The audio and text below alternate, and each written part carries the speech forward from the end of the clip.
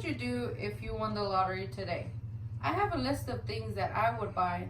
Many of us would buy a house full of luxuries or a car that could start itself. I want to talk about not only today the winnings of the lottery, but the cost of it and where that money is actually going. Many of us in this room have seen the tickets and rows of lottery tickets at the gas stations, or even know a friend who has one. I want to personally add that I have played the lottery for 5 years, and out of those 5 years, I've only won $5. And I have probably spent 3 times or 6 times more than that. I want to explain what happens to that money that you use after you buy a ticket and how the government ultimately uses it today. First, we're going to talk about what a lottery ticket is, as some of us in this room have not seen one or have not actually purchased one. Then we're going to talk about what the chances of winning are, and ultimately, and most importantly, we're going to talk about where that money goes. First, the lottery has been around since 1612, and 40 states in the United States have actually adopted it. The lottery involves drawing a number at random where the numbers have already been chosen, and you play for a chance to win a large amount of cash prize. However, you are never guaranteed to win the prize, and you do not get your money back if you lose.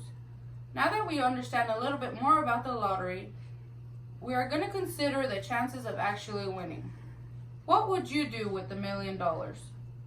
After a lot of research, I came across a live interview from a fellow citizen from Arkansas that won over $300 million on the state Mega Million lottery. Now that is a lot of money. She explains she was in disbelief and in shock for over 2 weeks because it was never her intention to buy that ticket in the first place. And she's in the right to feel that shock. In accordance with the journal lottery as an alternative choice of state revenue, you only have 1 in 165 million chance of actually winning the lottery. That is lower than the chance you have of being struck by lightning or even getting eaten by a shark. Now, let's look at why are the chances so low. The article also states that states who use this lottery see that revenue accumulate to more than 3 times more than regular taxes do. So that brings us to realize the purpose of why the government would actually come up with the lottery and why would they use it. Now we're going to actually investigate where that money goes. In the next article, written by the Harvard School that focuses mainly on politics and policies, the research shows that the people who buy the tickets are minority groups, and they play a huge role to contribute an encompassing amount of $71 billion a year.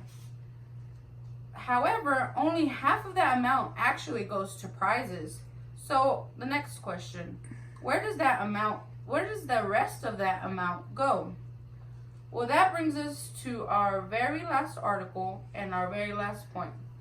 According to a statistical analysis of the Lottery Journal, written by 3 actual researchers, that rest of the money is distributed to all the states who sold the most amount of tickets. Therefore, ultimately, if we think about it, it's a win-win situation, not for us, but for the government.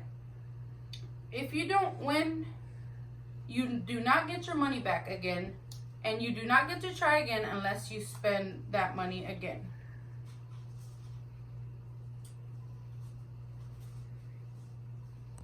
In conclusion, I hope I have provided as much information for you from my research as to what the lottery is actually about, so that when you're actually gambling your money, you are facing your odds, you're completely aware of those odds and who you are actually paying. It can be as exciting as shocking as our fellow citizen from this state, but nevertheless, we have to remember it is a way for the government to make profit. May the odds still be in your favor if you choose to play, and I hope that you remember this speech if you ever win. Thank you for your time.